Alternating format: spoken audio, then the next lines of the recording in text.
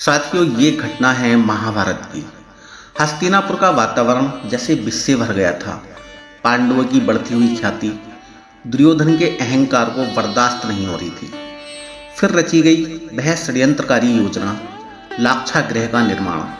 एक ऐसा महल जो भीतर से सुगंधित चंदन का लगे, परंतु वास्तव में था तेल, घी और लाह से लिप्त एक चुपचाप जलती हुई कब्र।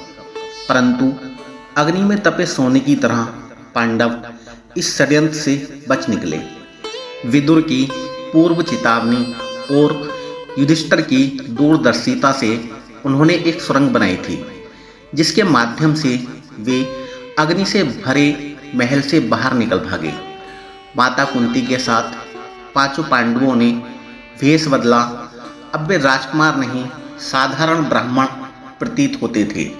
दिन भर की कठिन यात्रा के बाद वे एक रहस्यमयी वन में पहुंचे। यह वन था हिडिंब वन, जो कि शक्तिशाली राक्षस हिडिंब का क्षेत्र था। यह कोई साधारण वन नहीं था। वहां की मिट्टी से डर की गंध आती थी, पत्तों की सरसराहट से जैसे किसी अदृश्य प्राणी की चाल छिपी हो। रात्रि हो चुकी थी, आकाश में तारे झिलमिला रहे थे, परंतु नीचे वन में घना अंधकार था। रास्ता कठिन हो चला था, कांटों से भरे झाड़ और संकरी पगडंडियां। युधिष्ठिर ने भीम से कहा, भ्राता, हमें रात्रि विश्राम की आवश्यकता है। माता थकी हैं, हम सब भी। क्या तुम हमें कुछ दूर तक समतल भूमि तक ले जा सकोगे? भीम ने बिना कोई प्रश्न किए अपने बाहु पराक्रम से सभी को उठाया और चल पड़ा।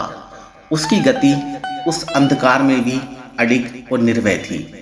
कुछ दूरी पर एक स्थल मिला, कोमल घास से ढका, आकाश खुला और चंद्रमा की दूधिया रोशनी नीचे उतर रही थी। वहीं सबने विश्राम करने का निश्चय किया। यह तय हुआ कि सभी बारी बारी से पहरा देंगे। उस रात भीम की बारी थी।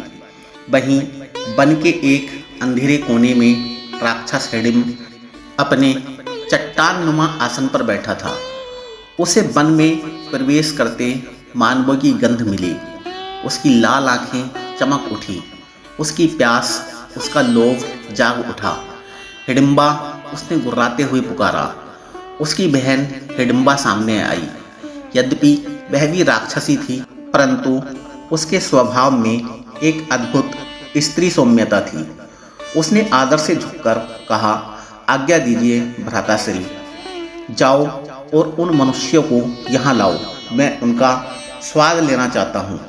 हिडिंबा अपनी मायावी शक्ति से आकाश में उड़ती हुई उस दिशा में पहुंची जहाँ पांडव सो रहे थे और भीम पहरा दे रहा था।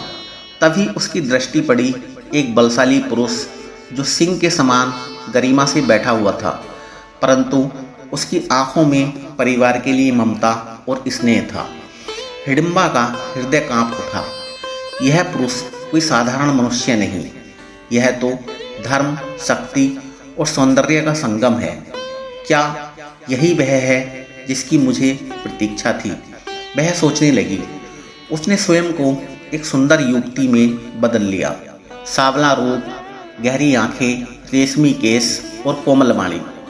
वह भीम के समीप गई और कहा, हे स्वामी, मैं एक युवती हूँ जो अपने परिवार से बिछड़ गई है। कृपया मुझे शरण दे।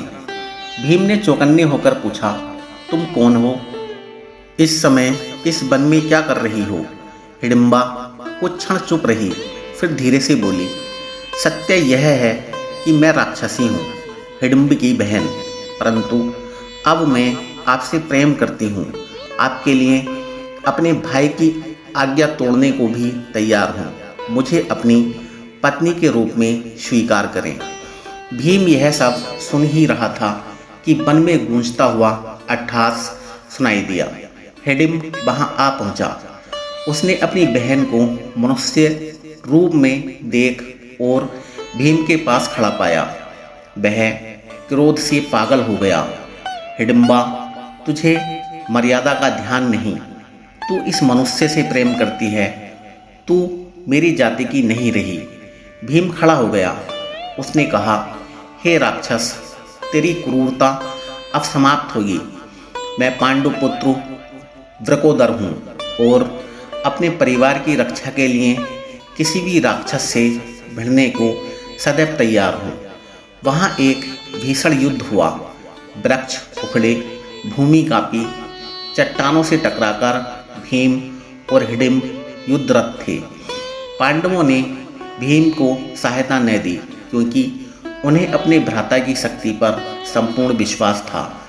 अंत में भीम ने हिडिंब को वज्र के समान प्रहार से मार गिराया। हिडिंब के मारे जाते ही राक्षसी समुदाय भीम के आगे नतमस्तक हो गया। उन्होंने उसे अपना नया राजा घोषित किया। हिडिंबा ने भी सर झुकाकर कहा, हे स्वामी, अब मैं आपके प्रेम की भिखारिनी हूँ। मुझसे विवाह कीजिए। केवल 1 वर्ष का साथ, जब पुत्र उत्पन्न होगा तब आप जा सकते हैं। माता कुंती को उसने अश्रुपूरित नेत्रों से प्रणाम किया। माता, एक स्त्री का प्रेम तिरस्कृत हो, यह स्त्री धर्म के विरुद्ध होगा। मुझे वधू रूप में स्वीकार करें। कुंती ने स्नेह से उसका मस्तक सहलाया और कहा, पुत्री, तुम धर्म के मार्ग पर चल रही हो। तेरा प्रेम सच्चा है। कुछ महीनों में ही हिडिंबा ने एक पुत्र को जन्म दिया, घटोत्कच। उसके सिर पर बाल नहीं थे, परंतु उसका आकार विराट था। उसकी शक्ति अद्भुत थी। कुछ ही समय में वह युवावस्था को प्राप्त हुआ। उसने सभी पांडवों को प्रणाम करते हुए कहा, पिताश्री, आप जब भी मुझे पुकारेंगे मैं रणभूमि में आपकी सहायता के लिए तुरंत पहुंच जाऊंगा। फिर हिडिंबा ने भी भीम और उसके परिवार को ससम्मान विदा किया, प्रेम के आंसू लिए पर त्याग की मुस्कान के साथ। साथियों, यह केवल प्रेम की नहीं, धर्म, कर्तव्य, त्याग और स्वीकृति की भी कहानी है। एक राक्षसी ने प्रेम किया और उस प्रेम ने राक्षसी कुल को एक महायोद्धा दिया, घटोत्कच, जो आगे चलकर कुरुक्षेत्र युद्ध में पांडवों के लिए अमूल्य सहायक हुआ। साथियों, इसी प्रकार की और कहानियों के लिए हमारे चैनल को सब्सक्राइब कर लें। वीडियो अच्छा लगा हो तो लाइक कर दें। धन्यवाद।